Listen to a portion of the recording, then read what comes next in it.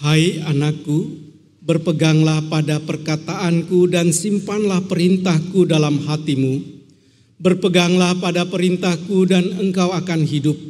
Simpanlah ajaranku seperti biji matamu. Dua ayat bacaan kita yang sangat indah ini diberikan topik selamat berhikmat.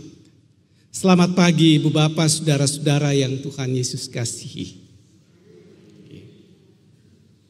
Semua sehat ya pagi ini? Amin. Ada sukacita bagi kita? Amin. Ibu Bapak, saudara-saudara yang Tuhan Yesus kasihi, selamat berhikmat. Hikmat itu begitu penting dalam kehidupan orang percaya. Dalam ungkapan situasi tadi kita diberikan pengertian tentang hikmat itu, yang membawa setiap orang untuk hidup di dalamnya. Tidak kurang dari seorang raja besar Salomo, ketika ia diperhadapkan dalam sebuah penglihatan dengan permintaan, maka ia tidak meminta kedudukan, kekuasaan, ia tidak meminta kekayaan, ia tidak meminta umur panjang, tetapi ia meminta hikmat. Supaya ia dapat memimpin bangsa yang besar. Artinya, Salomo tidak ingin memimpin bangsa yang besar itu dengan pengertiannya sendiri, dengan kekuatannya sendiri, dengan kelebihan-kelebihan yang ada padanya, tetapi ia merendahkan diri di hadapan Tuhan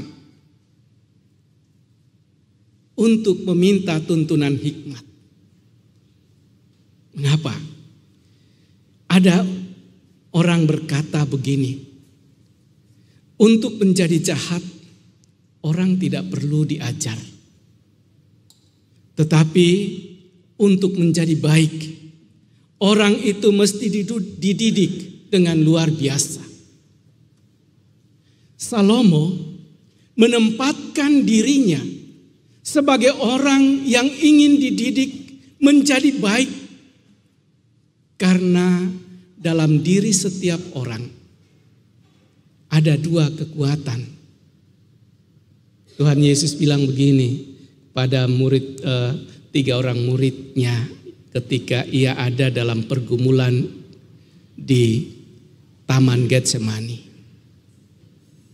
Roh memang penurut, tetapi daging lemah. Kedagingan yang selalu menguasai hidup kita membuat roh yang penurut itu kadang-kadang kalah, bahkan lebih sering kalah.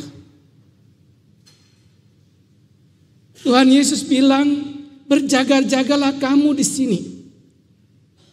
1 jam dia pergi berdoa. Datang, tiga-tiganya sudah terlelap. Tidak sanggupkah kamu berjaga-jaga barang sejam saja? Ya, roh itu penurut, tetapi daging lemah. Untuk menjadi baik, orang harus mengisi hidupnya, mencari hidupnya, membangun hidupnya dengan hikmat. Nabi Amos katakan, mau hidup, carilah Tuhan. Nabi Yesaya katakan, carilah Tuhan selama ia berkenan ditemui. Carilah kekuatannya supaya kamu hidup, supaya kamu dapat menjalani kehidupan ini. Itulah yang sulit. Cari hikmat, cari Tuhan. Banyak orang mau. Kemana? Ke gereja. Tapi betulkah semua orang yang ke gereja itu mencari Tuhan? Mencari hikmat dan hadiratnya? Mungkin ini kita bisa jawab sendiri. Ketika kita datang mungkin dengan hati yang dongkol terhadap sesama. Ketika kita datang tadi dengan berbagai macam kekecewaan. Pulang ada sukacita enggak? Jangan sampai pulang sama saja. Artinya apa? Kita tidak berjumpa dengan Tuhan. Sebab bila perjumpaan dengan Tuhan itu terjadi, maka ada sebuah perubahan yang radikal dalam hidup kita. Yang kecewa menjadi gembira, yang marah, yang benci hilang. Yang ada adalah sukacita, damai sejahtera. Pulang gak ngomel-ngomel, itu pendeta khotbahnya apa sih? Kok gitu sih? Nah, ini ibu bapak, saudara-saudara yang Tuhan Yesus kasihi. Betapa pentingnya hikmat itu yang memandu setiap kehidupan. Apa itu hikmat? Rasul Paulus bilang, Kristus adalah hikmat yang benar. Kristus. Kita menempatkan Kristus di dalam hidup kita, di dalam hati kita. Dan penulis Amsal hari ini berkata kepada kita, simpanlah perintahku dalam hatimu. Perintah Tuhan. Apa itu perintah Tuhan? Mudah sekali diingat. Inilah perintahku, supaya kamu hidup saling mengasihi seorang terhadap yang lain. Apabila kamu saling mengasihi, kamu bukan lagi hamba, tetapi sahabat, sederajat dengan Yesus. Dia mau mengangkat kita, umat yang lemah, debu, yang hina ini, untuk ada dalam kesejajaran dengan Dia.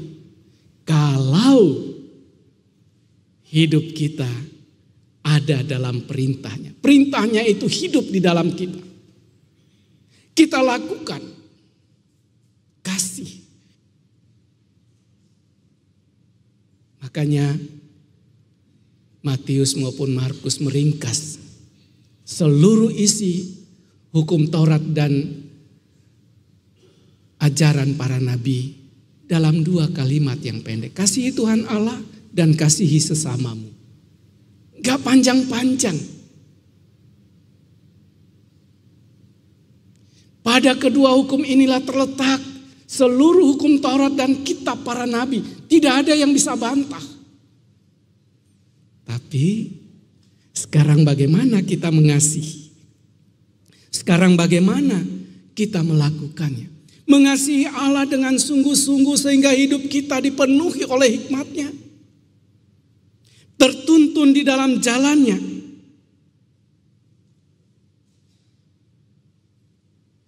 Tidak mudah. Mengasihi Allah, ya. Tapi kepada seorang pemuda yang kaya, Tuhan Yesus bilang begini. Sudah kamu lakukan, oh mengasihi Tuhan sudah, mengasihi sesama sudah. Sekarang pulanglah, jual segala hartamu, bagikan kepada orang-orang miskin, lalu ikutlah aku. Perjumpaan yang mengecewakan. Orang itu pulang dengan kecewa. Harusnya berjumpa dengan Tuhan Yesus, sukacita, tapi sekarang dia kecewa. Banyak juga di antara kita seperti itu. Tanggalkan kebencianmu, tanggalkan kemarahanmu, lupakan dendammu, dan kasihilah sesamamu. Terlalu sakit. Semua orang tahu itu. Tapi bagaimana kita melakukannya? Nah, ibu bapak, saudara-saudara yang Tuhan Yesus kasih. Firman Tuhan bagi kita pada hari ini memanggil kita bersama-sama. Untuk hidup di dalam hikmat. Dalam hikmat kita selamat. Di dalam Kristus kita selamat. Oleh karena itu carilah hikmat. Permulaan hikmat adalah pengetahuan. Amsal 1 ayat 7.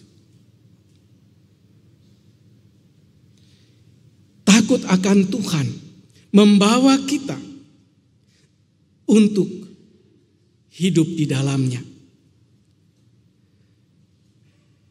Takut akan Tuhan menuntun kita untuk memperoleh pengetahuan yang benar. Tapi orang bodoh menghina hikmat. Mengenal yang maha kuasa, yang maha kudus dan pengertiannya, itulah hikmat. Sudahkah kita mengenal Tuhan kita dengan sungguh dan kita mengikutinya? Firman Tuhan hari ini memanggil kita bersama. Kalau perintah itu yang pertama sudah ditaruh di dalam hatimu, berpegang yang kedua, berpeganglah pada perintah itu. Jangan hanya taruh di sini, tetapi berpegang, hidup di dalamnya, lakukan dia, jalankan dia. Maka firman Tuhan katakan, dan engkau akan hidup.